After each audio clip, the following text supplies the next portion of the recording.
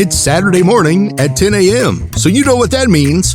It's time for What's Up, Ocala? With tens of thousands of viewers every month on our YouTube channel and millions so far on TikTok, we are joined by our host, local owner, and broker of Great Expectations Realty, Andrea Praber. Good morning and welcome to What's Up, Ocala. I'm your host, Andrea Praber, and today we are going to be talking about a whole slew of different subjects, mostly real estate related, because a lot of people are making some changes real estate wise as of the 1st. So we're going to be talking about how that all comes into play, how it's going to affect your ability to buy or sell your home, and just kind of what's going to be happening here shortly, as long as it sticks to what it normally does. So we'll talk about that. We're going to also be, of course, talking about some fun stuff that you can do right here in Ocala this weekend. So stick around for that. We're also going to be talking about the national average mortgage interest rate, which that has definitely been doing some changes, some unexpected changes here recently. So we'll hopefully see some changes going back the other direction. But for yesterday, as of yesterday, Friday, December 27th, 2024, the current average 30-year fixed rate mortgage interest rate is 6.99%. So it rose 10 basis points. And that's, that's saying something. And that's just in a week. So yeah, if you're looking to refinance your current mortgage, that 30-year fixed refinance is 7.01%. Wow. It increased 13 basis points from a week ago. So maybe now would not necessarily be the best time to be wanting to do that. Now, obviously, you don't necessarily want to do that. And if you need to do that, so be it. But if you could hold out just a little while longer, you might see some better rates coming down the way. Today's current average 15-year fixed refinance interest rate is 6.35%. So that's up 20 basis points. So even though it's less than the 30-year, it's still not great. Definitely not great. And basically, the consensus is that mortgage rates are going to ease down as we go along in 2025. So whether you need a mortgage now or you plan to get one in the next few months or next year or so, probably we're going to start seeing within the next quarter or going into mid-year, we're going to see some reductions of those interest rates. But at the same time, are you really going to make your family financial decisions based off the interest rate? Well, in some ways, yeah, you definitely kind of need to, in that you might not get as much house as you were hoping for. But at the same time, when you consider it, if you are renting right now, you're paying 100% interest. 100% interest. So even though the 7% is maybe not necessarily what you were hoping for, it's still going to get you a lot more bang for your buck at the end of the day than renting. So for those in a rental situation, I would highly recommend just go ahead, pull that trigger. Let's go ahead and get this done. Let's get you out of those rentals and into your own home for many, many, many reasons. There's a lot of people that are so completely shocked that it's actually at times less expensive to move into your own home than it is to move into another rental. So if for some reason you're thinking, hey, this rental isn't working out for me, I really need to move into another rental home, let's see what's out on the market. Let me tell you, there's not much out there, and what is out there is exceedingly expensive. The rental rates have definitely drastically gone up over the last few years, and I think you'd be shocked and amazed at what even a basic 3.2 is going for right now. So yeah, maybe it's something to consider. It actually, by the time you're paying first, last, security, moving expense, all that stuff, it actually may be in your best interest to go ahead and purchase a home, even with those higher interest rates. Now, for me, I know everybody's like, oh, but you're a real estate agent. Of course you're going to say that. Well, actually, I'm a real estate broker and we do property management. So honestly, it doesn't really matter to me one way or the other. Whether you rent or you buy, we're still going to be fine. So we're going to do business either way. So it doesn't really benefit me to tell you to to purchase. In fact, it probably would do me better to say to go ahead and rent for forever. But that's actually not what's in your best interest. It's something definitely to look into. And I think the biggest factor for why people continue renting, sometimes their entire adult lives, is because they just automatically tell themselves no. So if you're one of those that think that there is so much not going for you, that there's no way that you would be approved to purchase a home, you're probably wrong.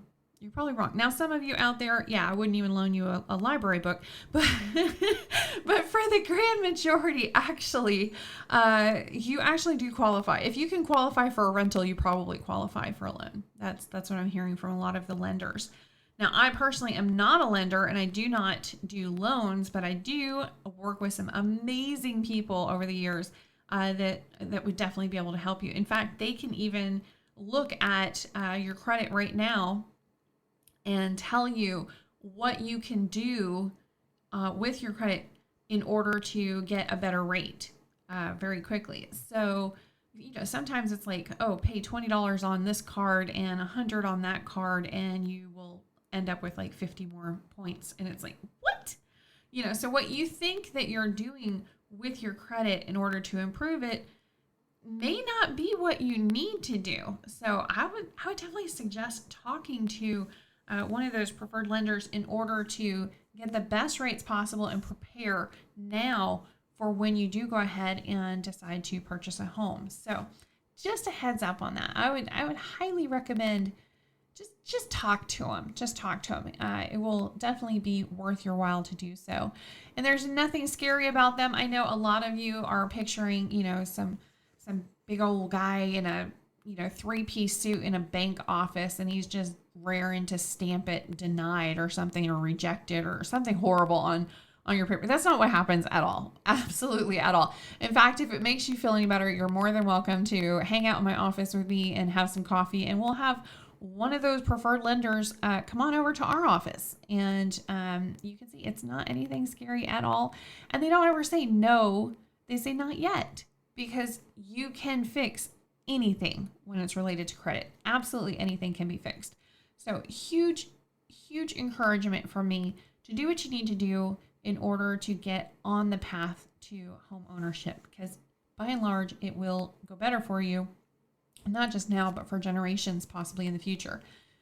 All right, let me get off that soapbox. Let me go back to the interest rates. You got 30-year fixed rate interest rate is 6.99%, 20-year fixed rate 6.79%, 15-year 6.35%. That's right, folks. You do not have to get a 30-year fixed rate mortgage. You don't have to get a 30-year mortgage at all. You can go ahead and get a 15-year, a 10. You can do all sorts of interesting stuff. As far as the FHA loan, it's 6.86% for that 30-year fixed rate, and for the VA, 6.73%. There's some interesting stuff going on with VA. They are changing a lot of their guidelines, and people are definitely paying attention. Some of their loan limits have gone away. So does that mean that you can go in there and purchase anything and everything with a VA loan? No, not necessarily. But some of those loan limits, they're gone, that they no longer apply. And there were some changes that, do need to happen with VA as far as, what you can do for gift money and what you can do for seller paid fees and stuff like that. There's a lot of things that do need to change and are changing over time. A lot of that is because of the huge Department of Justice thing with the real estate, the NAR, the National Association of Realtors. And that is all, big news. Everybody is talking about that and doing this and doing that. And basically, I'm going to break it down for you real quick, real basic. They essentially, the Department of Justice just wants transparency and clear understanding for all parties, everybody involved in the transaction, as to exactly what your real estate agent is getting paid and by whom and when. Basic. That's all they want. So that's what they were going for. The National Association of Realtors, they did not want to go through major pain with the Department of Justice, so they offered a settlement. to go ahead and make some drastic changes throughout the organization on what they're doing and what they're not doing and so forth. So some people are a little confused. They're like, oh, the laws changed. No, not necessarily, actually. It's actually a National Association of Realtors thing. So it actually has nothing to do necessarily with licensing or laws or anything like that. It was a settlement. So not everybody that has a real estate license is a realtor. That is actually a club, basically, that you can join, and you have to, abide by a code of ethics, and you have to do, other education stuff. It's just a little bit different. So the word realtor actually is a member of the National Association of Realtors, and, possibly the local organizations as well. Well, that's all well and good. So does that mean that there doesn't have to be transparency and clarity with these agents that are not part of the National Association of Realtors? Well, not necessarily, but they're opening themselves up to a lawsuit. There are attorneys everywhere that are trying to encourage people to sue, because of course that's how they get paid, to sue anyone that has been a buyer's agent for them that wasn't very clear and transparent about how they got paid. So it's kind of been interesting. It's definitely thrown a lot of people for a loop. For us over here, we've always had a buyer-broker agreement because I felt it was in the best interest of the customer that we're helping for them to understand exactly who got paid what and when, and what their needs are, and what they can expect from us and what we can expect from them. It's like a 2-page contract. It's like nothing. So it just helps to have everybody have that conversation. That's really all it is I want to open that conversation. So when I opened our brokerage, that was something I insisted on. All the agents go ahead and use that buyer broker agreement and have that conversation, because so many real estate agents out there, it drives me absolutely crazy. I'm going to try very hard not to get up on a soapbox, but so many real estate agents would never, ever, ever even consider going and listing somebody's house on the MLS and doing open houses and, promoting and advertising and getting pictures of somebody's house without having a contract. It just wouldn't happen. And yet it is common practice throughout the United States that real estate agents and realtors do not require or even request a contract for the buyers. They do for the sellers, but not for the buyers. Yeah, that is so terrifying to me. They kind of skip over that conversation. And because that's been the modus operandi for so long, the buyers are used to it. They're like, oh yeah, well, I'm just going to call up a real estate agent, and they're just going to meet me out at a house, and we're just going to start looking at houses, and they just want to hit the ground running. Okay, well, you skipped over a lot of different steps there, Like, are you using multiple real estate agents? Are you only looking in this area? Did you go ahead and talk to a lender? Are you paying cash? Do you have your pre-approval, or do you have your proof of funds so you can actually make an offer that will actually be considered? An offer is really only going to be considered if you can prove that you can pay for it. Somebody that just takes an offer and they're like, hey, somebody off the internet says that they're going to give you $1 million for your house. Show me the money. Like, that's kind of one of those things you have to do. So there's so many steps there. There's so many steps that are skipped. There's actually a lot of timeline that I like to figure out. One of the questions I normally ask during a buyer consultation is, if I could hand you the keys to your house on a specific day, and it would be the perfect day for your entire timeline, your schedule, what date specifically would that be?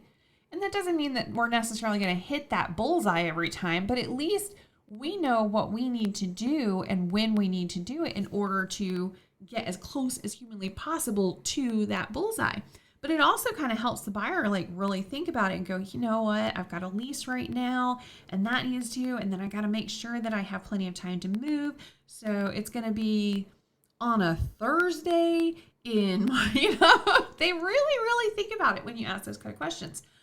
But if you're not having a buyer consultation, you're not asking those kind of questions. And it's leaving a lot of questions unanswered for the buyers and also for the real estate agents. It's in their best interest as well to, sit down and have that conversation. So as much as I hate the fact that, the Department of Justice had to step in, I actually think it's what they're asking for is a really great thing. And something that I've actually prompted and promoted over the last, about a decade now. So yeah, I know I'm probably going to get a lot of hate from some of the real estate agents out there that are just not prepared to do this. They don't think it's necessary. They don't like change. They don't want to figure out how to have a buyer consultation, all that. But again, none of them would ever consider listing a house, negotiating for the seller, doing any of that stuff, not having a clear understanding of what they get paid when, would never, ever consider doing that without a contract. So they're basically just being asked to do it for the buyer side as well. And rightly so. I mean, having that clarity and that transparency and answering the questions that maybe some clients don't even know to ask, I think it's huge. I think it's wonderful. So I'm all for it, but I think I'm definitely in the minority there. Because again, change is hard. But what's funny is down the road, 5, 10, 15 years from now, we're going to look back and go, wait, you're telling me that all of the real estate agents were just going out there willy-nilly without even a buyer consultation or buyer contract and just showing strangers vacant houses off the internet? And it's like, yeah, that's how we were doing things. Yep. It will be absolutely unheard of in the next 5, 10, 15 years to even contemplate something like that. So I know everyone out there is like, it's the end of the world as we know it, and real estate's never going to be the same, and don't work with buyers. And yeah, that's not what's happening. I heard the same kind of nonsense when TRID came along, and there was changes with that. TRID was basically you had to have the buyers' totals or their information on the loan and their closing costs and stuff at least 3 business days prior to closing. Oh my goodness, you would not believe how crazy everybody got. They're like, so yeah, it's going to cause so many issues. We're going to have to constantly be asking for an extension. No, we just adapted. And now it's crazy that you think back and you're like, man, there were so many times when the buyer was at the closing table and they got the numbers right there. They couldn't really think about it or analyze it. And there's, they've got the keys dangling right there going, hey, go ahead and accept this or you're not going to have the keys. And yeah, I know you're moving trucks out in the parking lot, but got to do what you got to do. Even if the numbers had completely changed, they're still going to sign just because they were put in an incredibly awkward situation.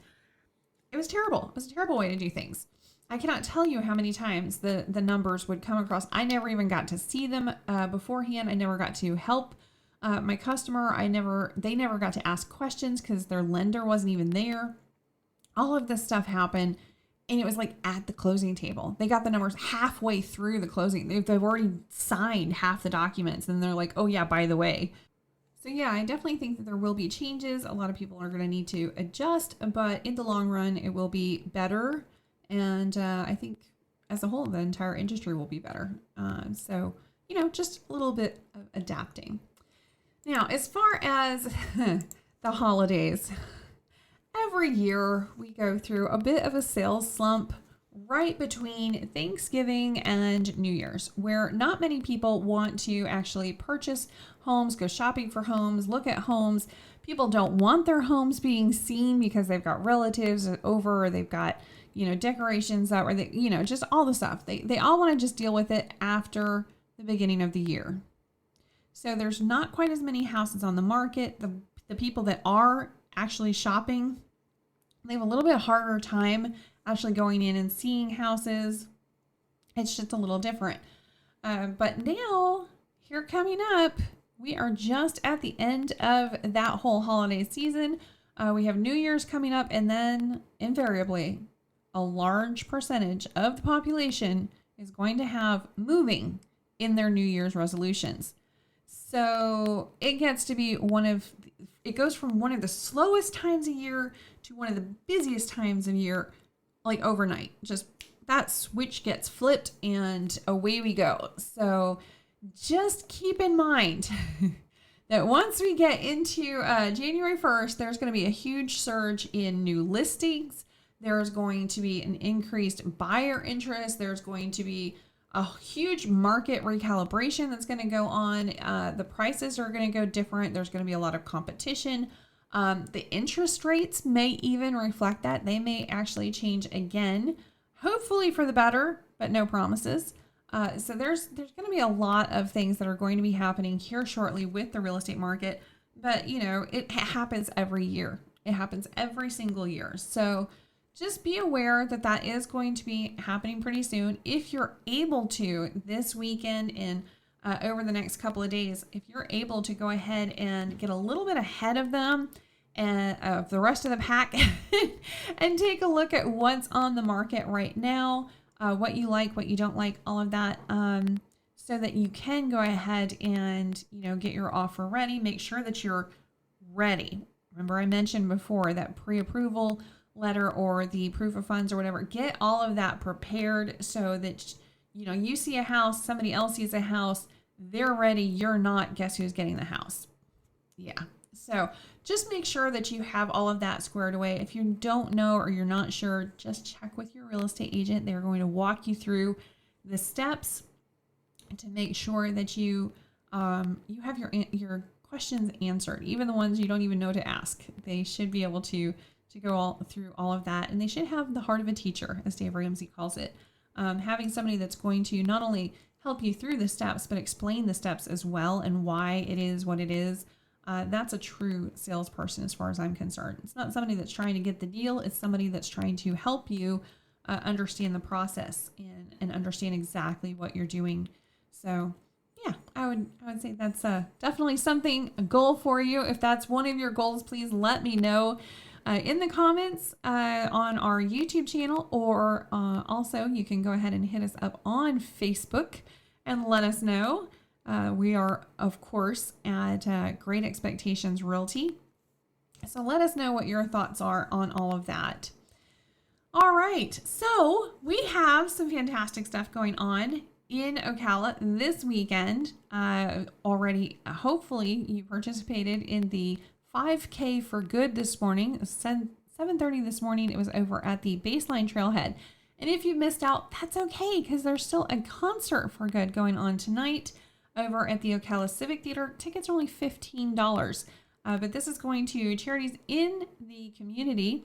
This is put on each year by Caleb and Luke Lombardo, some local youths here in Ocala.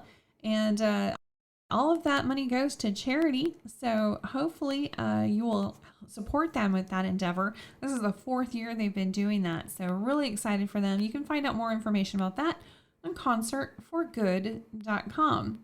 Of course, we also have the downtown market going on. So hopefully you'll be able to enjoy that. I know we've got some colder weather coming. So get on out to the farmers market and enjoy. Next week, of course, there's going to be a lot of things that you can do because it's the first Saturday of the month.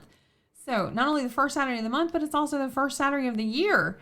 So hopefully you'll be able to go and enjoy some of the great activities they have going over to the Appleton. It's a free first Saturday. So you can go and see all of the exhibits, and they have some special things that happen on that first Saturday of the month as well throughout the museum. So hopefully you'll be able to enjoy that. There's also one of my favorite things is Junk in the Trunk. I know, to go from the Appleton Museum and very classy to something called Junk in the Trunk, but it is a lot of fun. It's definitely a family-friendly endeavor, but it's basically all of these cars go over to Brown's Farm. They just open up a field, and whatever is in your truck, trailer, car, whatever, that is your space. So you can put a table in front, or a couple tables, or whatever, a tent up if you want. And you can go ahead and sell like garage sale type items or whatever. And there's over 100 vehicles. This time of year especially, it gets very, very busy. But it's free for any of you shoppers that just really love to get a bargain and really love to yard sale and stuff. This is like epic. You will enjoy it so much. It's the first Saturday of the month and it only goes until like 1 p.m. But really great weather out there. So maybe something you should do. So that's not today. It's going to be next Saturday. Don't worry. I will remind you on next week's show as well, if I remember. That's always the problem with reminding somebody of something, is you also have to remember as well. So something to do anyway. All right. There is also this today, actually, you can, right after the show, it starts up, you can go over to Midtown. Midtown is right over by Tuscaloosa. It's like the southern point of the Tuscaloosa Park. And they have some restaurants there and just a really great outdoor area. But they also have some live music today from The Muds. So it's like a jazz blues kind of live music. So if you want to go over and check that out, that is a great thing to do. If you're new here to Ocala, or if you're new just visiting the area, awesome, welcome. Highly recommend you check out the World Equestrian Center and also Silver Springs. Silver Springs right now is so gorgeous. It's so gorgeous outside with the weather and everything. So, check that out. Maybe you'll see some manatees or something. So very cool. You can ride on the glass bottom boat. And, with that, if you're into the equestrian lifestyle at all, the World Equestrian Center is the place to be. I love going out there because I'm such a shutterbug. I'm absolutely not a professional at all with it, but I love taking pictures, as you probably know. So going out and getting some pictures of these beautiful horses and the riders and how it's, how it's just so cool. It's just so cool. And there's some really great places to eat there as well. So highly recommend that you get on out there, maybe go for a stroll. There's no way you can walk the entire World Equestrian Center. It is not possible. It's huge. But they do rent out these fun golf carts, and I have definitely had a great time with some friends. They have like GPS right in the golf carts. So much fun. So much fun. So you can just bebop all over in there and watch some of the equestrian shows and competitions and go and, grab yourself an ice cream cone or whatever you want to go and grab. Such a great place to spend an afternoon with friends and family and just enjoying the place that you live. So hopefully you're able to do that kind of stuff right here in Ocala and enjoy some of the local events that are going on all weekend long. We have lots of stuff coming up in January all throughout Ocala and Marion County. So hopefully you'll be able to enjoy some of that as well. Well, that's it for us in this show. If you have any questions, comments, concerns, or otherwise, go ahead and let me know. Email here is ger.expectmore@gmail.com. So go ahead and let us know if you have anything that you would like to know about or something that you would like to comment on. Cool. We are always loving the back and forth and the camaraderie and the conversations and questions. So thanks so much for listening. We'll be back next week, same place, same time, Saturday mornings, 10 a.m. here on WITG. You've been listening to What's Up, Ocala? Follow us all week on Andrea Praber's YouTube channel and TikTok. We'll see you next week at 10 a.m. on What's Up, Ocala.